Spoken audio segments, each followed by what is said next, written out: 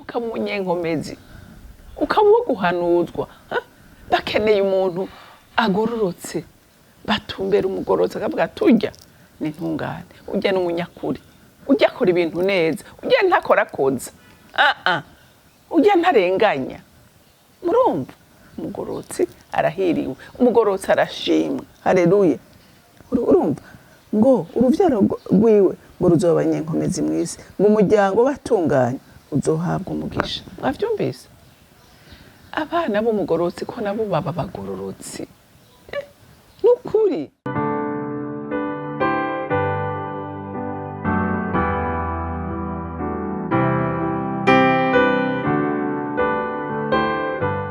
Hallelujah, amen, amen, hallelujah, amen, oh, amen, hallelujah, amen, amen, hallelujah, amen, hallelujah, amen, amen, hallelujah, amen, oh, amen, hallelujah, amen, amen.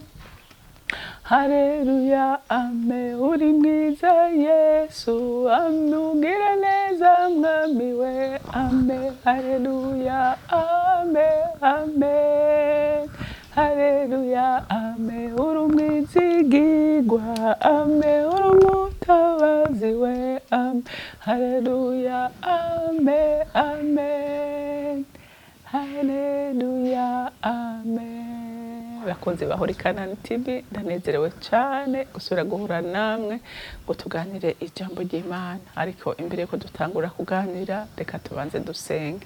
Mana datarugira byose uri mu ijuru nyene imbabazi n'urukundo n'ubuntu bwinshi ngiye bugufi imbere yawe muri iki gitondo cyiza kuri uyu munsi mushasho turemeye zanye amashimwe yuzuye umutima Mana nje ngushimira ineza yawe n'ubuntu bwawe ugeretse kubona tugira uko bukenuko bwije ngushimira ko mwami banduhaye igitondo cyiza duhaye umunsi mwiza Mana we utogushima ninde utogushimira n'udatahura ko kuvyuka ari ubuntu agiriwe kuko umuntu niki kumwitaho kumukunda umuntu niki aho yagira igikomeye kandi atari wowe umukomeje ntiyokomera atari wowe utumye abaho niyobaho none ndagushimiye Mana ko wemeye kutuvyuka amahoro ngo twumve n'ijambo ryawe datuhabwe icubahiro kandi ushimagizwe na bose n'izina ryawe ryera senze nizeye kuvyumvise amen amen. Ijambo rero Imana impaye kubaganiriza muri iki gitondo ijambo rivuga ngo umva umugabane w'umuryango wubaha uhoraho haleluya. Aba umuryango wubaha uhoraho bafise umugabane ukomeye mu bwami bwo mu ijuru haleluya. Gutera intege kubwira ngo kunda Imana ronderana Imana umwete ntizogutererana ntizoguhemukira Imana izokugirira neza haleluya. Reka dusome Zaburi 112 umve umugabane w'umugororotsi n'umugabane w'umuryango w'abagororotsi haleluya barahiriwe. Reka tusome haleluya. Harahiriwe ubaha uhoraho agahimbagwa cyane n'ibyagezwe byiwe uruvyaro rwiwe ruzoba abanyenkomezi mw'isi umuryango w'abatunganye uzohabwa umugisha ubutunzi n'ubukire biri mu rugo rwiwe ukugororoka kwiwe kwamaho ibihe bidashira abatunganye umuco ubakira mu mwijima wakira umunyabuntu yuzuye imbabazi kandi umugororotsi.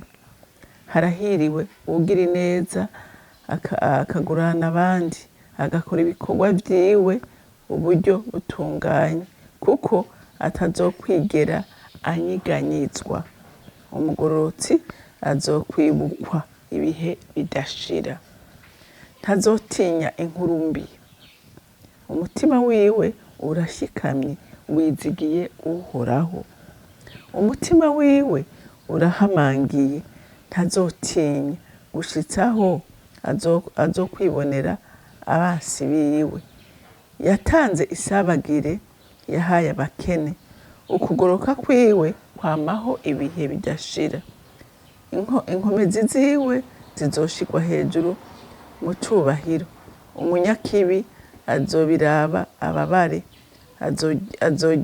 azojyana insha z'amenyo ashire ayonga, ibyifuzo by'umunyakibi bizoba ubusa. Amen.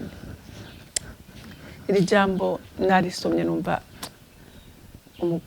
ko umugorotsi ahiriwe. Umugorotsi no kurarahiriwe.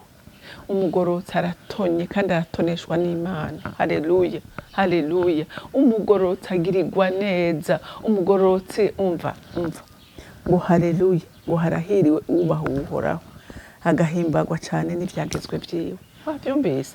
Umugorotsi arahiriwe kuko agira iki? Kuko yubaha ibyagezwe by'Uhoraho. Yubaha ibyagezwe n'Uhoraho. Agendera mu mategeko yiwe, atinya amategeko y'Imana, akayubahiriza. Urumva?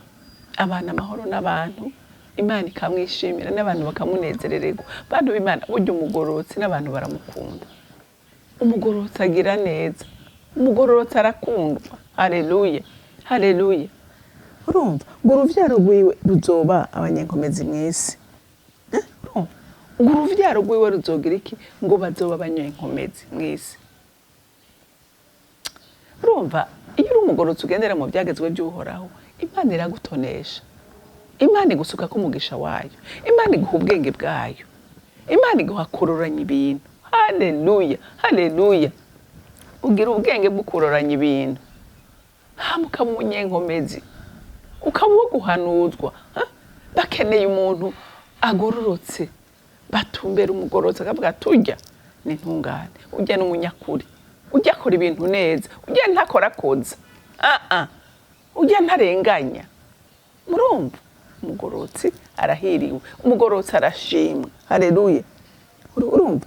Ngo uruvyaro rwiwe ngo ruzoba abanyenkomezi mw'isi, ngo umuryango batunganye uzohabwa umugisha. Mwavyumvise?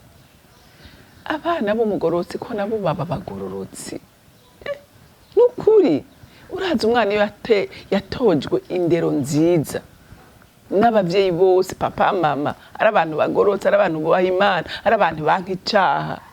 Erega burya abantu b'Imana nagira ndababwira ibintu bidukwegera ivyago kenshi ni ivyatugenderamo, n'amanyanga dukura kandi tugakora n'ibintu bibi abana babona, tukabigisha ivyo nyene.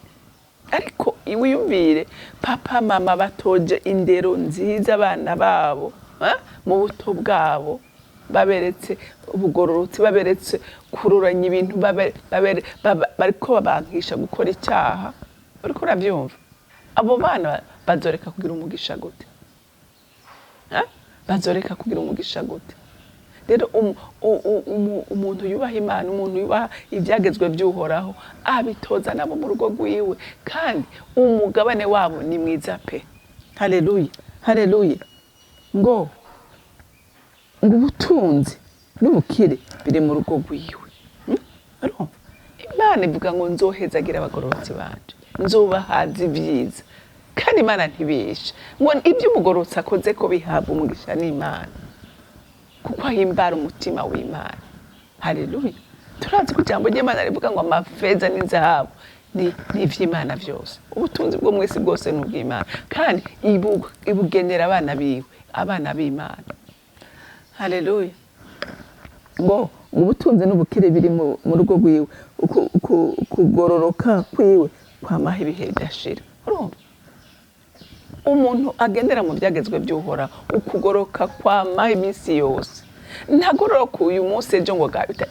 Icyaha barankana n'icyaha, n'umwasi w'icyaha. N'umwasi w'icyaha. Kuko arungurwa n'amategeko y'Uhoraho. Haleluya. Haleluya. Wabatunganye umuco ubakira no mu mwiza, wakira umunyabuntu yuzuye imbabazi kandi n'umugororotsi. Urumva? Naho haba hari ibyago bibize gute, we agumana ivyizigiro.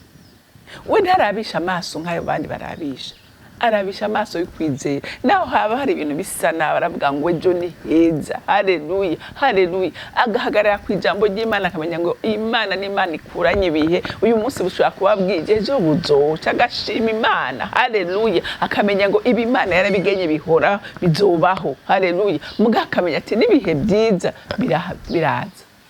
kamenya ko ibihe bikoranwa n'ibindi donc ntakangwa rero nuko ibintu bisa nabi ntakangwa ngo nuko ariko aca mu bibazo ibyo ntibimutera ubwoba arazi neza kwiyo bugije buba bugira buce. Haleluya.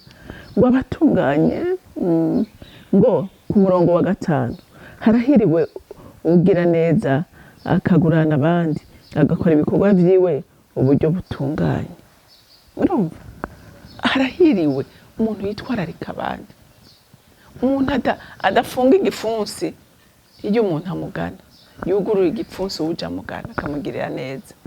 Uwo anezera umutima w'Imana, uwo niwe Kristo azomubwira ngo narishonje urangaburira, nagenda gusura nyambika, urumva nari imfunze uransa. Urumva umuntu yita abandi ahimbara umutima w'Imana.